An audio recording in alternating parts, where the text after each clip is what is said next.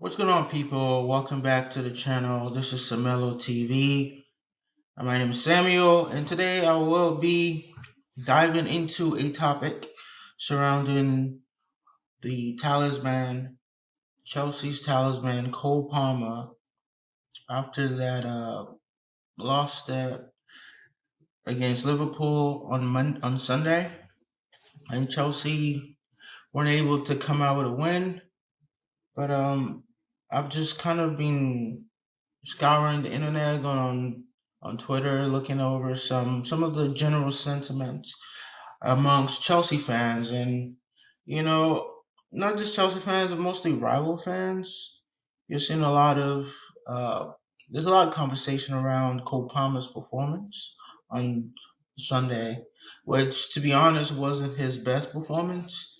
There have been games where he's been man marked out of games where obviously he's the star man and he's gonna attract some more attention from most opposing coaches. So, but this time I think for once it wasn't just at his best, and that's fine. That's okay to admit that as a Chelsea fan because we've seen him bail us out so many times.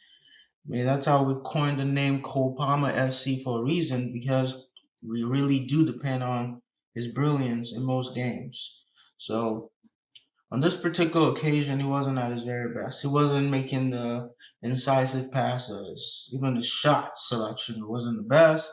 He was rushed into a couple shots, but I thought he could have done better on some of the chances that were created for him, where he could have tested Kelly hard with his shooting, or but also just having more of an imprint on that game. But you gotta give credit to Liverpool because they understood that if they could keep Cole Palmer quiet, the chance of us doing something that could potentially blow up that game just is greatly minimized. So, you gotta give them credit for that. But ultimately, Cole Palmer, I think, is a victim of his own success.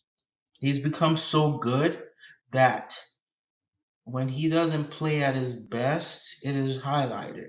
And that's just a mark of the great ones. If you're gonna be called Cole Palmer and be considered, best player in the league by some some subset of fans, and just definitely the form player in the world for most of this year. I think certain players are starting to kind of get into form now.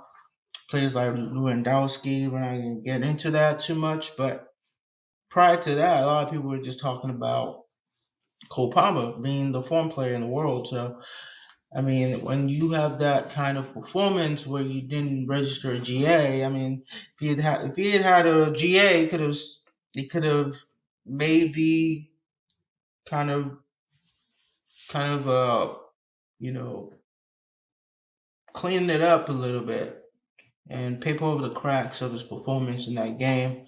But obviously, he wasn't able to register a goal or assist. So it brings to forefront that he didn't have his best game.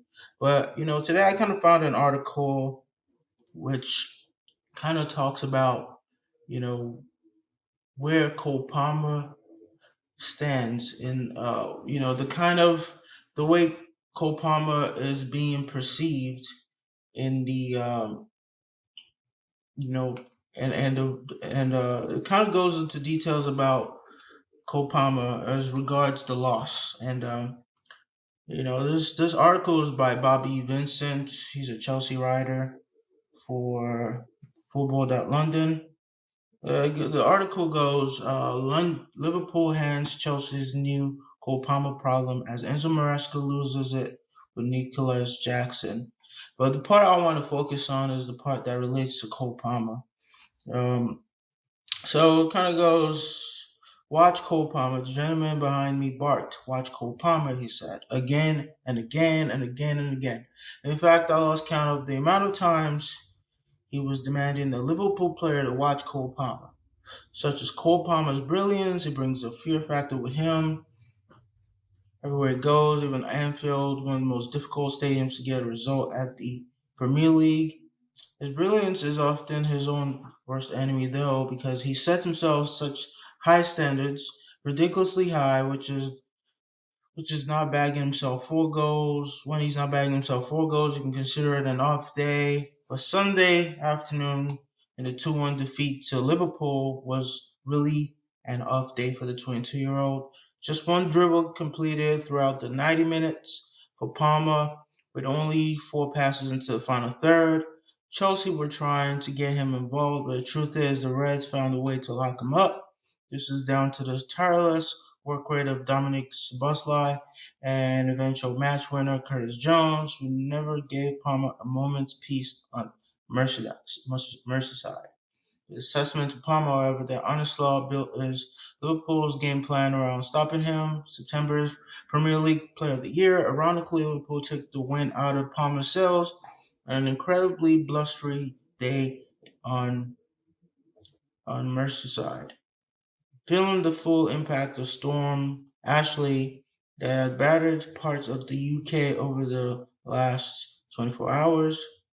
So yeah, you kind of see you got to give credit to the midfielders that kind of made it their mission to stop the 22-year-old on Sunday, making sure that he didn't have that freedom that he normally has in most games.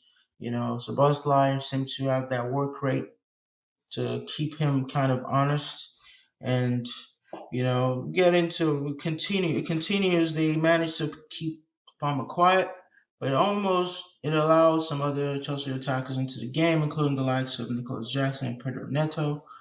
Jackson scored a really well taken goal just after the second half got underway, a finish that summed up his confidence at the moment. Meanwhile, Neto made such an impact after coming on for the second half in place of Jadon Sancho. It begged the question: why didn't Neto start in the first place? His speed cost Trent Alexander-Arnold all sorts of problems in the first half. I think they meant in the second half because he came in the second half. Um, while Portugal international made such a positive impact, he could not quite lead Chelsea to an all-important equalizing goal at the end. That said,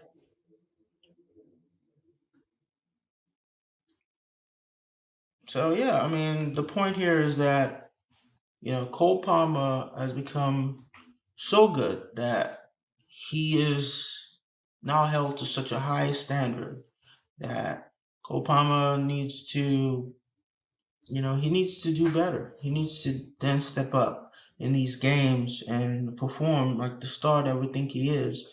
Some of the overreaction on Twitter, is to be expected because Chelsea fans were very vocal when Cole Palmer has a big game and he comes out there and assists, scores goals. We're very quick to single him out as the best player in the world, making comparisons to players like the Sakas of the world and things of that nature. So we do deserve to take some of that criticism that he gets from opposing fans when he's not playing at his very best. And not just playing at his very best, but just playing up to the standard that he himself set. That's just baseline Cole Palmer play. I think some of that, I saw some conversation around his athleticism that you can't really be world class without having that blistering athleticism. I don't think it's slow by any chance. But I think some of that is just an overreaction. We need to calm down. He's not a slow player. I mean, I think that I think Maresca does need to begin to set up a way for him to be more effective in games where he's being man marked and being closely watched by other players, so that his impact is minimized. So I think that Cole Palmer's season is off to a good start, and I think that he's going to be bouncing back very shortly. This is just a blip, and I think that we all need to just relax I've seen some of the jokes about his play. I've seen the jokes, but ultimately, Cole Palmer isn't a player that you're going to be keeping quiet for long. So I expect that he's going to be back in the headlines for good reasons very shortly. So let me know what you guys think in the comments. And this is Samelo TV. Make sure that you like, you subscribe.